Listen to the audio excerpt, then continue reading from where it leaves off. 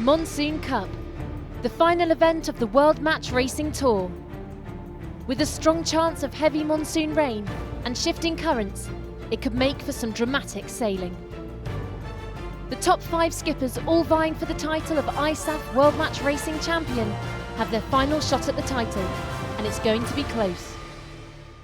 Well, the Monsoon Cup this year is the final event of the World Match Racing Tour. It's going to be really exciting. 5 skippers in a position to win it is just amazing. Just to make it here in itself is a really big outing for a lot of the teams. It's a very difficult venue, I think. I'm sure everyone said that. It's probably the trickiest venue on the tour. It would be massive for us to win the tour twice, but it's still early days and we've got a whole regatta to do before we start thinking about that. Yeah, we are here in Malaysia with the lead on the tour, so that's a good thing, of course. But if you see the ranking, it's very close, and Minoprio is third with 15 points behind us, and Ainslie 70 points behind, so those 2 teams are very close to us. I'm sure Matthew's feeling a lot of pressure. It's a really tough position to be in, so having a lead, not a massive lead, going into the final event. He's got 4 other teams who have the possibility to take that tour lead off him. It looks unlikely that we'll win the World Match Racing Tour, but our point to prove is that we're still one of the top teams, if not the top team, and if we can win this regatta, then we're showing that. But this is an event in its own right, and they're not the only ones with their eyes on the prize. We're all very excited to be here. The whole team is excited, and we are looking for some good results. We're just going to try to have as fun as we can. I mean, this is a bonus for us to come here to Kuala Terengganu for the Monsoon Cup, and yeah, just have fun and try to do our best. We're also looking forward to it. I mean, there's 5 guys trying to get the World Championship title here, and we're kind of a little bit under the radar and can't have a crack at the world title. But you know, we're here to win the event, so we're really looking forward to it, and hopefully the pressure will get to them all and they'll all crumble, and who knows, you know, it's there's a lot of pressure on. But before racing could get underway, there was a downpour, monsoon style, which could have interesting implications later in the week. I think the last few days have been not so much rain, but obviously it seems that the monsoon is kicking in, and the strong rain could make for strong current later in the week. With 3 current streams, with the tide coming in and out, it's hell for the skippers out there and the tacticians to try and figure out which way to go.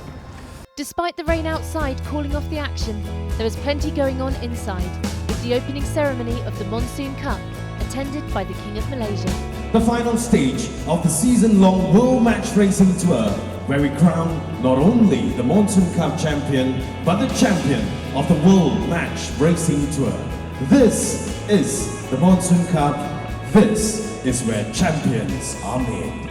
Following the ceremony, racing soon got underway, and it was a great start to the event, full of action and surprising results. In Flight 2, we saw B Ainslie race Jesper Radich for the first time since their showdown in Bermuda for the Argo Group Gold Cup, and it was just as dramatic.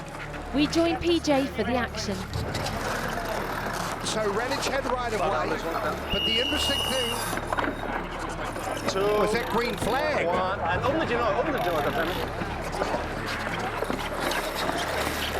Okay, now, here's Ainslie getting underneath. Ainslie's recovering from the swell.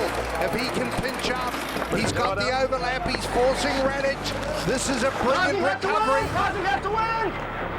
Come on, keep clear! He's passing had to win! He's passing had to win now! Look at it! To win! Cop that penalty.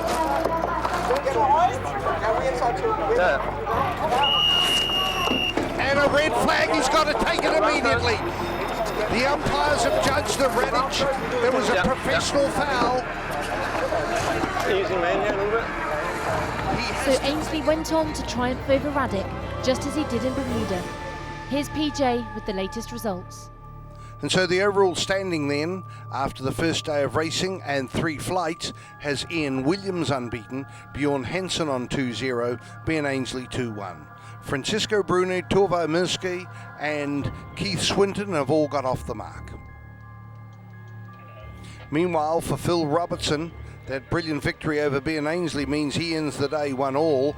Peter Gilmore 1-2, Adam Minoprio, the defending world champion, 0-1. 0-2, it's Jesper Radich and Mathieu Richard. The world number one, remember, Mathieu Richard on 0-2, and Jeremy Koo still to get off the mark.